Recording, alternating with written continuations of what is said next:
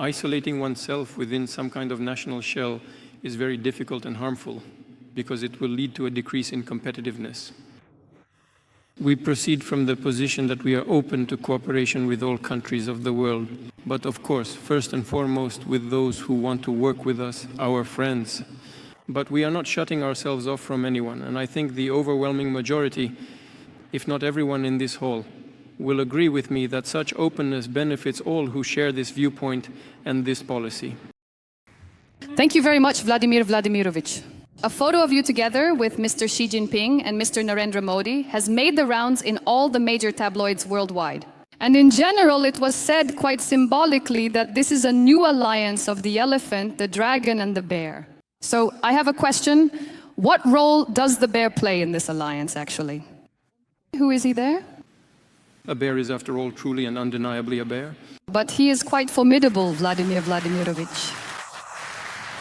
You just mentioned where our eagle is looking, east-west, and there is also the south. There is also the south.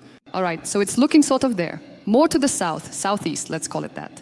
Well, we've discussed this topic many times with our colleagues. I've said that our cooperation, the expansion of our cooperation and joint work with our friends in the Asia-Pacific region, in the global south, is not connected to the current political climate at all.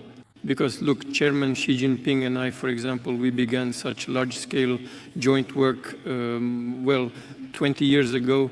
This is not related to the current situation. It is connected to our mutual national interests. Our economies complement each other. We are neighbors. We have many common interests, shared approaches, and I want to emphasize traditional common values.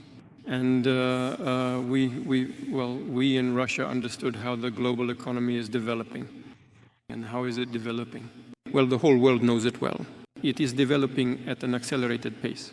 These are new areas, new points of growth for the global economy. And naturally, we are focusing on that. All the more so since we have very good neighborly relations with many countries, with the People's Republic of China, with India, and with Indonesia as well. Let me draw your attention to how these countries are developing. In Indonesia, there are already almost 300 million people. What a market that is, right?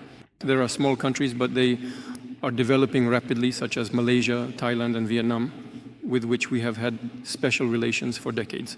So why shouldn't we take advantage of all this? It's only natural. It's not some kind of pivot in a particular direction.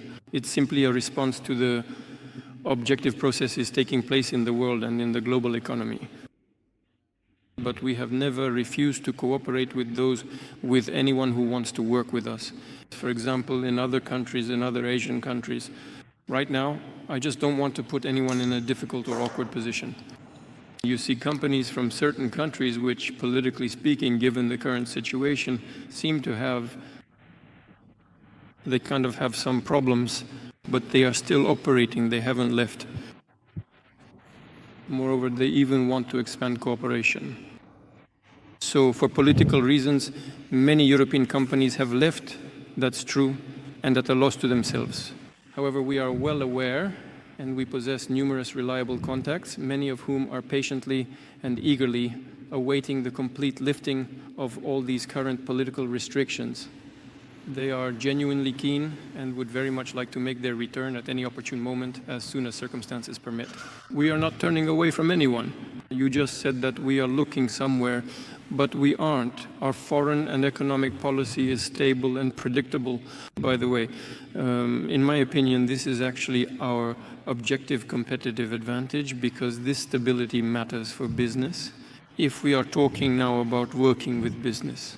That's why we haven't turned away from anyone, we haven't expelled anyone. Anyone who wants to can always come back, but based on the conditions that exist at the present moment. As for the interaction between the dragon and the elephant, I didn't say that. Chairman Xi Jinping said it. Later on, they added the bear as well, and that's it. Of course, the bear is a symbol of Russia, but here we are in the Far East. By the way, the largest tiger in the world is the Ussuri or Amur Russian tiger.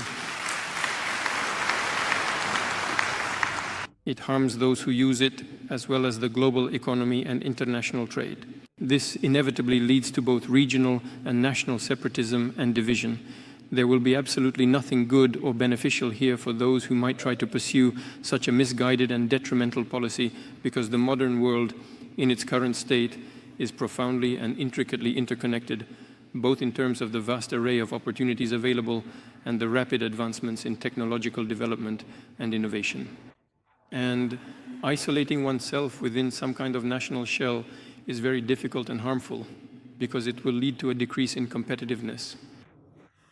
We proceed from the position that we are open to cooperation with all countries of the world, but of course, first and foremost, with those who want to work with us, our friends. But we are not shutting ourselves off from anyone, and I think the overwhelming majority, if not everyone in this hall, will agree with me that such openness benefits all who share this viewpoint and this policy. Thank you very much for your kind attention.